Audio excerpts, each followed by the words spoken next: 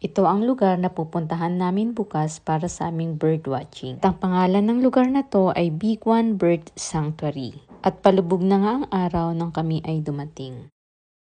6:30 pa lang ng umaga ay nandito na kami. Ito yung second day namin na pupuntahan namin itong Biguan Bird Sanctuary. Biguan Sanctuary ay matatagpuan sa Solapur-Pune Highway near Biguan, Maharashtra. At ang nagbubukas ito ay 6 a.m. to 6:30 p.m. Maliban sa birdwatching, pwede ka rin mag-boating and fishing dito sa bird sanctuary na ito. Sasalubong na ako ng sasakyan, wala pa yung bird guide namin. Kaya ako muna ay dito sa loob ng sasakyan kasi malamig sa labas. Super! So mamaya lalabas na kami. Sana dumating sila ng maaga kasi today din is magbo-boat ride din kami. Bye-bye, see you later. Ito na yung bird guide namin. Paparating na sila. Buti na dumating sila ng maaga. Ayan. So yan ang aking husband. We brought the propeller with them. Good morning. Ayan, nasa birding na kami. Birding site. Ayan.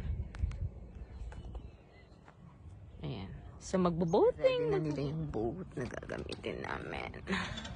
It's cold. Where are you going? Ah, it's cold! So it's the start of the birding now. Yeah. Ang lamig. Famous din ang lugar na to bilang camping site at very popular ito sa mga visitors. At dahil na rin napakatahimik ng lugar at napakaberde ng paligid, talagang perfect for camping.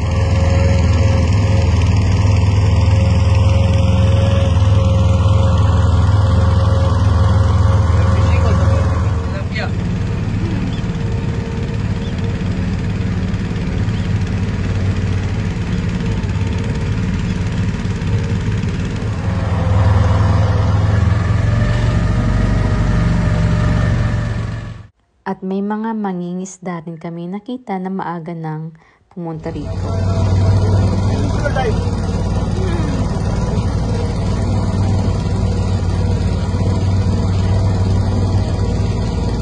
So, pupunta tayo sa kapila. Sa kapila pala.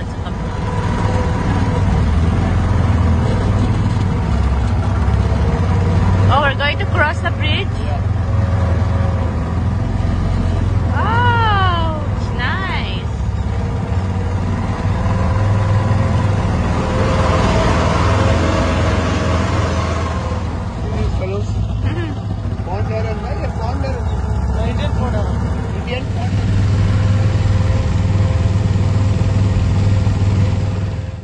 The best time to visit Biguan Bird Sanctuary is from December to March. The winter season is the choice of the flamingo birds. Ang gaganda talaga nilang pagmasdan. Even 5 seconds lang. There are too many, na? That open bill has got something in his mouth. Yeah. We're feeling so cold. He's going to eat it now. That's the big araw. अभी वो stilt है ना? Stilt के पीछे है अभी. Pintail view. Wow! Can hear the wings na? Amazing.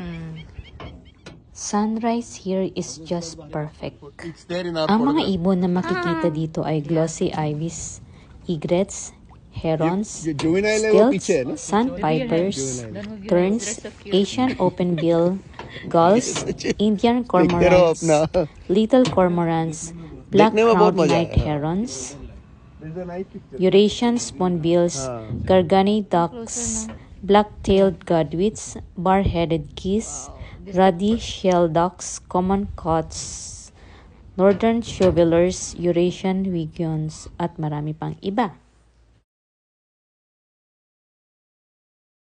Ganito yung itsura ng boat na ginamit namin. Ang ganda, diba? Hanggang sa muli. Salamat. Bye!